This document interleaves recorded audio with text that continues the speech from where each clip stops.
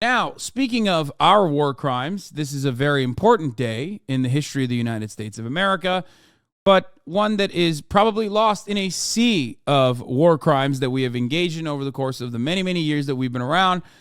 This is the 20-year anniversary of our shock and awe campaign. That is, you know, how wonderful that we were just talking about how, like, that chatter saying, you know, seems like Americans are a little bit, or seems like Russians are like just like Americans, but like maybe a little bit worse. Well, maybe you can make an assessment for yourself. It's going to be really hard for you to perhaps see the victims of America's war crimes in this regard as full human beings because they aren't, you know, white. But just imagine in your mind, for the sake of this argument, that they're like Ukrainian children that America's doing this to, and maybe it'll, I don't know, maybe you'll develop like a different perspective on the matter. Forces have begun striking selected targets of military importance to undermine Saddam Hussein's ability to wage war. We welcome you back to CBS Mornings with the moment that President George W. Bush announced the U.S. had invaded Iraq back in 2003, nearly 20 years ago today. The justification at the time that Saddam Hussein had weapons of mass destruction. Those weapons, of course, famously and consequentially were never found. And while Iraqi Wow. CBS still running fucking defense for the American State Department is the best thing. I mean, this is the greatest example of that. Brother, everybody knows you lied on purpose. Why the fuck are you still defending them? Like there was ever a real weapon of mass destruction. At the time, the United Nations' own investigative teams openly stated that there were no weapons of mass destruction found in any Iraqi facility whatsoever. America, like, very openly lied about it. It's probably one of the most visible, most obvious, glaringly obvious fucking lies that the U.S. government has ever told at the international scale. There have been endless amounts of evidence for everybody knowing that it was a fucking lie, and yet for some reason, you listen to CBS Morning 20 years later, and they're like, oh, they were looking for it, but they were never found. Just fucking say it was a lie, you fucking asshole. Everybody knows. Operation Iraqi Freedom led to the fall of Saddam's brutal regime. It also cost the lives of around 4,500 American service members and hundreds of thousands of Iraqi civilians. Charlie D'Agata covered the conflict from the very beginning. We dug up the footage to prove it. There he is, 20 years ago. He's now back in Baghdad for this grim anniversary. Charlie, what a consequential moment in 21st century history. Good morning. Good morning to you from Baghdad, a very different Baghdad than 20 years ago. When I first came here, people were still living in fear under Saddam Hussein. Then the invasion, the fighting, the rise and fall of... I can't watch this. I can't. This is disgusting. Oh my God. I'm getting whiplash from watching Russia try to do like half as effective as like a military campaign as what America did in Iraq. Like, we watch Russian propaganda on this network all the time, right? On this channel all the time. We laugh about it because it's laughably bad. Okay? Meanwhile, this motherfucking piece of shit, this $400 haircut, okay, with no soul, this ghoul, this demon, is over here being like, yeah, people were so scared. Faustini, something we can agree on. Shock and awe was a disgusting war crime and nothing close to Russians bombing Kyiv. There you go. Even Faustini fucking agrees, okay? And it doesn't compare. Like, it literally doesn't compare. You can be the greatest natsec ass sucker, okay? But you cannot fucking turn around and literally refuse to recognize how devastating this shit was. Millions, okay? We murdered millions of Iraqi civilians. Millions. Holy fuck. Millions before with sanctions, and then millions after with direct bombing campaigns and a boots on the ground military invasion. We used depleted uranium munitions. We used white phosphorus. Just the absolute fucking, just the absolute worst shit you can imagine. This is like, well, it's already a fact. It's a very well-established fact. Which is why I'm surprised that, like, these fucking dipshits are even... I mean, I guess I'm not surprised. They're just polishing it, you know? ISIS. The violence has now subsided, but it's taken a horrific toll. 20 years since shock and awe. 20 years since that night, airstrikes and cruise missiles lit up the skies over Baghdad, paving the way for U.S. ground troops to converge on the capital. In the first few weeks of the war, a group of Iraqi civilians had gathered here and began attacking the statue of Saddam Hussein. It was an event that was shown live on TV screens around the globe. A U.S. Marine unit collared the statue, yanking it until it... Bro, this is so disgusting. For the liberals in the chat, this is literally it's so funny that Putin's in Mariupol right now. Or Putin went to Mariupol. Because, this is the same exact shit. Oh, look how they're welcoming me in Mariupol. And the difference is, there are at least some, this is not justifiable, but there are at least some fucking people who are like, no, I am actually pro-Russia. There's no one in Iraq that's like, I feel American, okay? Because America is thousands of fucking miles away from Iraq. No one is like, oh yeah, we speak the same language. Thank God the American liberators are here. And if the Putin invasion of Russia, or fucking keep saying that, the Putin invasion of Ukraine is unjustifiable, which it is not justifiable, then the American invasion of Iraq is definitely not justifiable. Okay? Toppled to the ground. The crowd beat it with sticks and shoes, dragging its decapitated head through the streets. It came to symbolize the collapse of the Saddam regime. In reality, the Battle of Iraq had only just begun. Saddam's removal sparked a ferocious insurgency and a bloody and prolonged sectarian conflict. We've been through a lot. We saw some things no one should see. We lived days no one should live. Ahmed al-Jabouri was 13 years old when the country was invaded. His wife, Muja, was 9. What was it like here? We were looking for something better. Bro, this is so nasty. God. Oh, every part of this is so fucking gross, dude. This is really, really, really, really fucking gross shit, dude. I don't, oh my God, this is disgusting. Absolutely the worst level of fucking retconning. Just so scummy. So indecent. You are such a monster for cutting this fucking propaganda, you piece of shit, you fucking dog, coward, bitch, motherfucker. This fucking asshole. Oh, it makes my blood boil. Guys, please explain like I'm 5. There is no explanation. They're doing every single thing that they always do whenever America invades a fucking country or has any kind of interest in a fucking country. They unjustifiably invaded Iraq. They knew that it was fucking bullshit. They lied to the entire international community. They went and they bombed the fuck out of Baghdad. They bombed so many parts of Iraq. Okay? They literally destroyed the lives of millions of Iraqi civilians. Okay? They used depleted uranium. They used white phosphorus, all of which are literal war crimes. And not only that, but 20 years later, they turned around, openly recognized that it was bullshit. Bush even had the audacity to fucking say, oh man, unjustifiable invasion of Iraq. I mean, Ukraine. Well, Iraq too. Like literally last year, and everybody laughed about it. Highway of Death was not this iteration. For those of you who don't know, Highway of Death was Bush Sr. That's how much we fucked with Iraq, okay?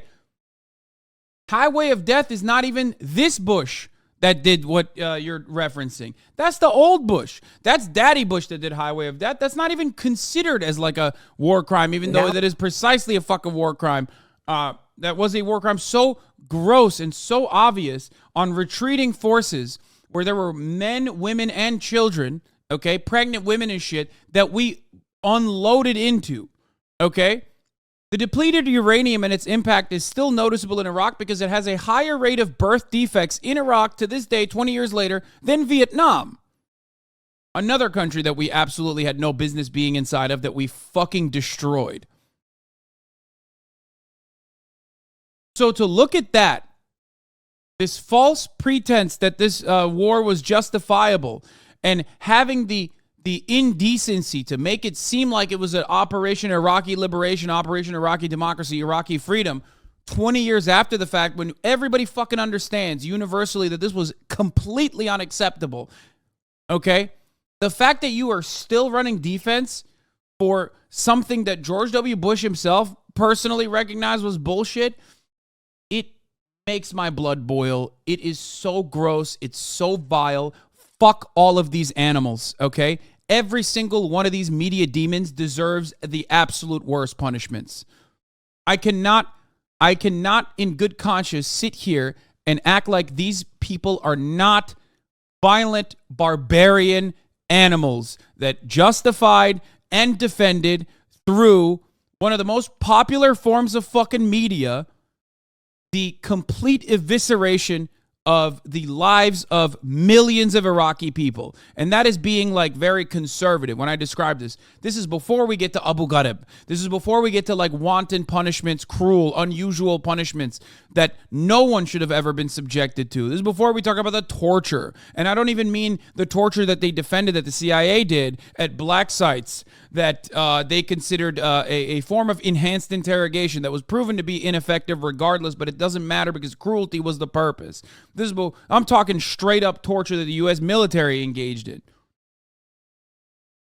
There is nothing. These men, and there are a lot of veterans in here that also participated in this, who are fucking tormented by that experience every single day of their lives. But what these people did, what we did at the behest of the military-industrial complex in Iraq, at the behest of like securing natural resources like we always do. What we did back then is akin to Nazi shit, okay?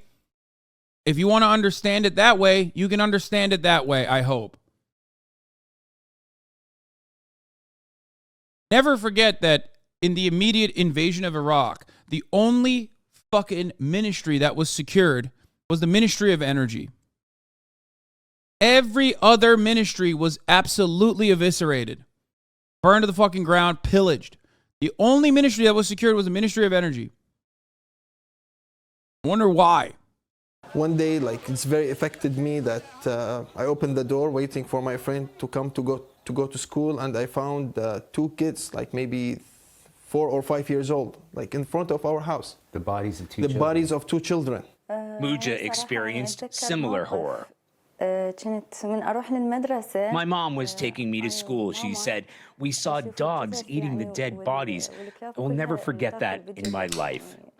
Kidnappings and bombings became a daily occurrence.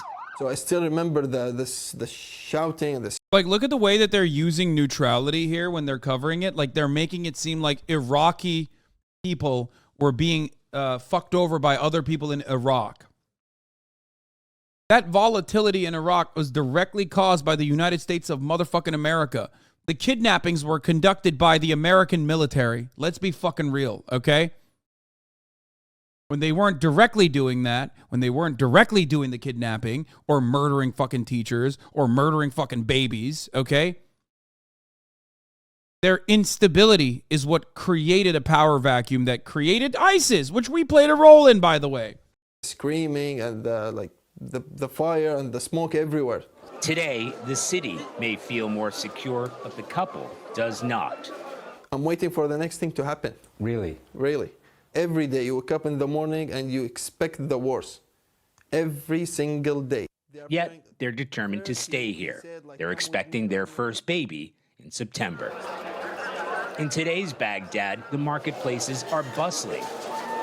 Most of the concrete blast walls and barbed wire are gone. Iraqis tell us they're determined to put the country's troubled, bloody history behind them. We spoke with U.S. Ambassador to Iraq, Alina Romanowski, who's on a visit to Washington, D.C. There's still much more that all of us could be doing, but I think we're on a cautiously optimistic path. What's like literal fucking demons, dude? Blood-sucking demons. Straight up. working now that hasn't been working in the past? Well, I think there are a number of things that are working now. First of all, I think you have a government that is committed Thank you, not your average African, for the timestamps. to improving the lives and the services for Iraqi people. We're going to cover Al Jazeera. Hold on. It is a government that is very clearly interested in building a future for Iraq. After so much bloodshed and chaos, it may take years to build that future for Iraq. But 2 decades after the invasion that upended this country, there is finally hope that they can. I hope CBS Morning does some news like this in Libya Street on the slave markets too. U.S. intervention good? Yeah. Now, I'm going to finish this gross depiction of jerking off the American, the violent, bloodthirsty American military machine. And then we'll cover a little bit more of a real perspective on Iraq 20 years later. Now, there are some serious challenges ahead. Iran's influence continues to be a problem, and 2,500 U.S. troops still remain here. Top U.S. general here told us the primary role is to ensure that ISIS doesn't reform and launch another attack on the country. Vlad? Charlie D'Agata with monumental reporting then and now. Charlie, thank you very much. As Charlie points out, there's so many seminal moments from that time. First beginning with Colin Powell appearing before the UN. Like, I think I would lock these motherfuckers in a cage. Like, I'll just straight up say it, okay? I think these guys are doing jailable shit too, okay? Straight up. Like, the moment that you look at Iraq 20 years later, when everyone objectively understands that it is, like, completely unimaginably cruel, and you try to make it seem like it's, like, reasonable, acceptable, you take, like, a wishy-washy stance on it, I would throw you in jail. Straight up. If I had any kind of power, this is the world. If there was any justice in this world, you would literally jail every fucking piece of shit that is in the media that played an active role in justifying the war, which we're going to get to, by the way. Remember, everyone's got their choice bits of vintage Iraq commentary. This one's still mine. Not sure if anything tops it.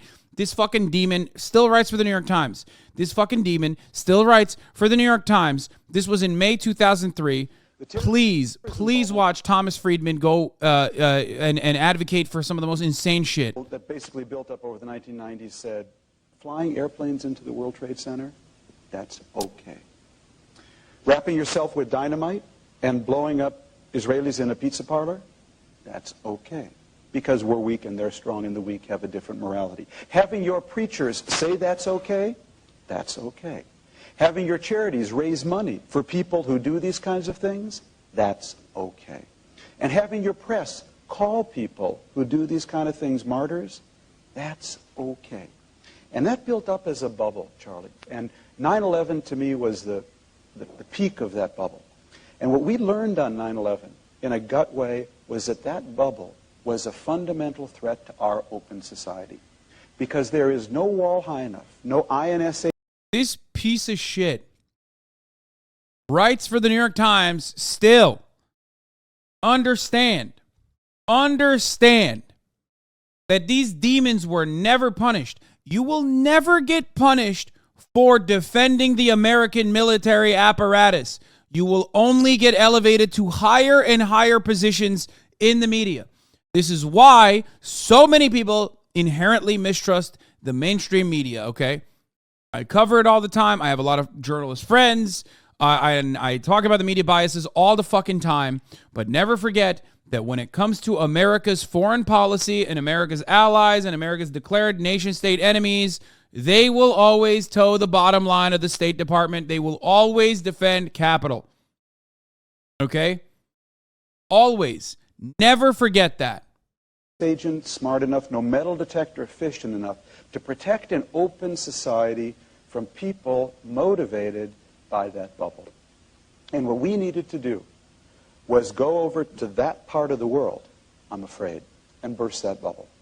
We needed to go over there, basically, and take out a very big stick, right in the heart of that world. Show you a fucking very big stick, you goddamn animal. And burst that bubble. And there was only one way to do it. Because part of that bubble said, we've got you. This bubble is actually going to level the balance of power between us and you because we don't care about life. We're ready to sacrifice, and all you care about are your stock options and your Hummers. And what they needed to see was American boys and girls going house to house from Basra to Baghdad and basically saying, which part of this sentence don't you understand? You don't think, we care about our open... Yeah, dude. Yeah, that's what like 14-year-old girls needed to understand. That like some fucking juiced up freak Marine breaking their fucking door and coming in and terrifying them and maybe even killing their family members. Like they needed to know that. Why? For the crime of being born in fucking Fallujah. For the crime of being born in Baghdad. For the crime of being born in a nation that America wanted their juicy fucking natural supplies. Okay? That's it. Yeah. Saddam was an awful demon in many respects. And yet America was so fucked that they made Saddam look good. Which, by the way, they also made Saddam in general, but that's a different point. That's, we're talking, older American lore at that point. Like, objectively speaking, despite the fact that Saddam Hussein was a fucking demon, okay? In many respects, Iraq was objectively in a better place when he was manning the fucking helm before the American invasion. That's how crazy America is.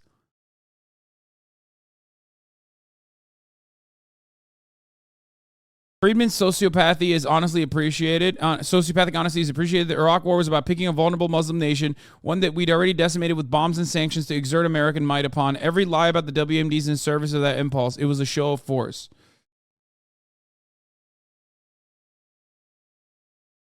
Anyway, I can't literally finish one fucking clip without like getting insanely triggered. In society, you think this bubble... Bruh, not true. He gassed the Kurds. Happy Nowruz to my Kurds. Oh my God, dude. I know. That's why I said he was a fucking demon. Okay, shut up. Fantasy, we're just going to let it grow. Well, suck on this. Okay? And basically saying, which part of this sentence don't you understand? You don't think, we care about our open society? You think this bubble fantasy, we're just going to let it grow? Well, suck on this. I love when like effete libs just show their might in the exact same way that Ben Shapiro does by basically just fucking talking about how the American military machine literally bullying and eviscerating a fucking much poorer nation whose dictatorship we basically solidified, whose chemical weapons we gave him to use on the Kurdish population, like that fucking chatter was talking about, okay? Mustard gas and the like. Like Thomas Friedman gets to feel like a big man when America's doing genocidal war crimes in Iraq. You know what I mean? Like a big man. He's like, yeah, suck on this. Fucking violent demon. You vulturous monster. You fucking venomous whore. I hate these fucking demons. I hate them so much.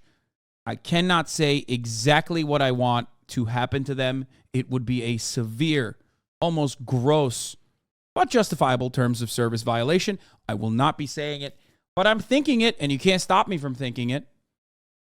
You can't. Every single one of these fucking pieces of shit are, pretty much most of them, are alive and well and already running around and have already moved on from the Iraq shit. You are being censored, bro? What do you mean? Huh.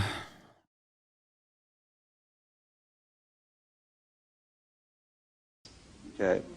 That, Charlie, was what this war was about. We could have hit Saudi Arabia. It was part of that bubble. Could have hit Pakistan. We hit Iraq because we could. That's the real truth. And the message... An animal. People who do these kinds of... The terrorism bubble that basically built up over the 1990s said, flying airplanes into the World Trade Center. This was May 2003. Clip doesn't quite capture it, but they're talking about Iraq in a past tense. The question Friedman is answering is, now that the war is over, and there's some difficulty with the peace. Was it worth doing? This is the thread that we're going to be looking at now. Thomas Friedman in 2002 May, noting how the U.S. is lucky because we only occasionally get one-off freaks like Timothy McVeigh because Americans are just so naturally trusting of each other. Now, that's what I'd call a failure to imagine. Oh, that's funny.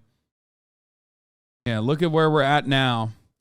For those of you too young to have lived through what happened 20 years ago, and I was certainly not only not too young, but I remember it vividly as someone who would visit the United States of America, okay, frequently. This is something I'm very familiar with. This is in the pocket, okay? We're talking, you know, I saw this happen. I watched it from afar. I watched it from Turkey. And I certainly saw it happen in America as well whenever I visited. It's very difficult for me to talk about without getting, like, incredibly, just without violating the terms of service. Ironic because, like, if there was a just world, like what they're claiming, what they find to be totally just and normal, which is the real bloodshed.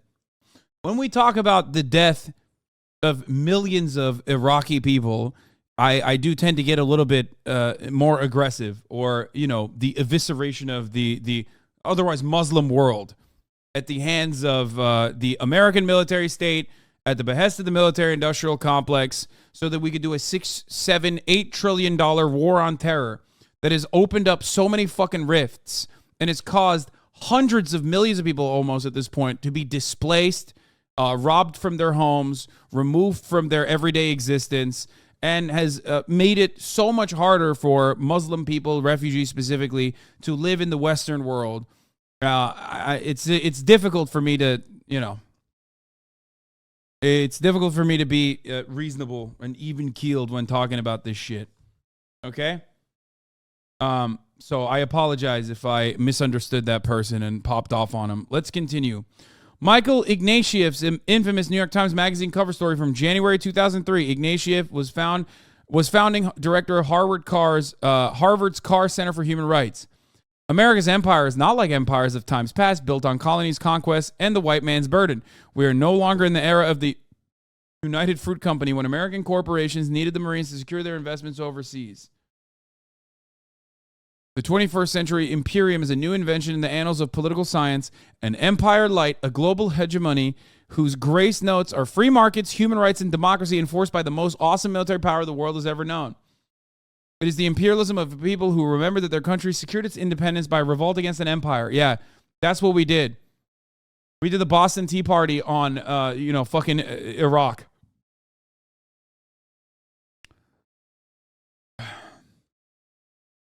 Is this another one of those, like, fucking weirdo Canadians?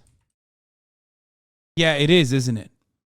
This is another one of those freak fuck Canadian dipshits that come over the border from Snow, Mexico to the United States of America and basically take over every fucking liberal institution and try to do a more polite war crime. Okay?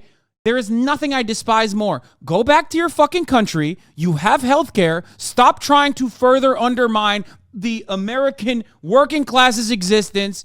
Go and fucking destroy Canada. You sacre bleu, hon, baguette eating, maple syrup sucking dipshit. I hate them so much. I don't know if he's actually Quebecois or not, but it doesn't matter. Sorry for the Quebecers that caught a fucking stray there. Nothing worse than living in another another fucking English state that still is subservient to the fucking Queen, and then coming to America and then, like, you know, doing more American shit. Jordan Peterson, fucking Steven Crowder. What's that dickhead at the New York Times? There's another one. This fucking asshole, Michael Ignatieff. No, I'm not talking about fucking... Stop. I'm not talking about, like, XQC or Justin Bieber or fucking even Drake, okay? I'm talking about all these conservative-ass Canucks who come over here and try to LARP as fucking LARP Brett Stevens. Thank you. That's who I was thinking of. Fuck you, Brett Stevens. There should be an INS specifically for Canadian LARPers who come here and they're like, I love America, brother. We should do more wars, right? And it's like, fuck you. You are being deported. Gavin McGinnis, Tom McDonald, just ship them to Alberta. New Yorker editor David Remnick's Case for Invasion, 26th of January 2003. New York Times executive editor Bill Keller, the I Can't Believe I'm a Hawk Club, February 8th. We reluctant hawks may disagree amongst ourselves about the most compelling logic for war. Protecting America, relieving oppressed Iraqis, or reforming the Middle East. A civilizing force. Remember, we are the civilizing force against these brutes living in this brutal existence in Iraq. You know what I mean? We're there to civilize them. We're going to reform them. Leon Wieseltier, the literary editor of the New Republic, which, by the way, the New Republic is supposed to be a leftist platform, right? At that time, they were in their Tony Blair style era, I guess. But so can liberals support this president in this war? I do not see why not. The United States, its needs and its duties is larger than any of its leaders. The war against Saddam Hussein is just, and it is truly a last resort. There was nothing else we could have done. Lawrence F. Kaplan, also from the New Republic. Elie Wiesel, Paul Berman, Joseph Nye et al., Liberals for War. And Elie Wiesel, a Holocaust survivor and Nobel Peace Laureate, emerged from a meeting with President Bush last month and declared that while he is not a man of war, he supports it as a way to stop Saddam Hussein. Anne-Marie Slaughter, Dean of Princeton School of Public and International Affairs. Remember, these are liberal institutions. What's up? Thomas Friedman, three-time New York Times Pulitzer winner, New York Times columnist, D-Day is a very famous one. We already saw Thomas Friedman's takes. This is just a tiny selection from the U.S., not the U.K. Feel free to post more as a tribute to the groupthink that created this huge disaster for Iraq, the region, and the world. These are just the liberals, by the way. These are just the liberals that were also like very public, very prominent, very like loud liberal voices that were also championing this war from liberal outlets and liberal institutions.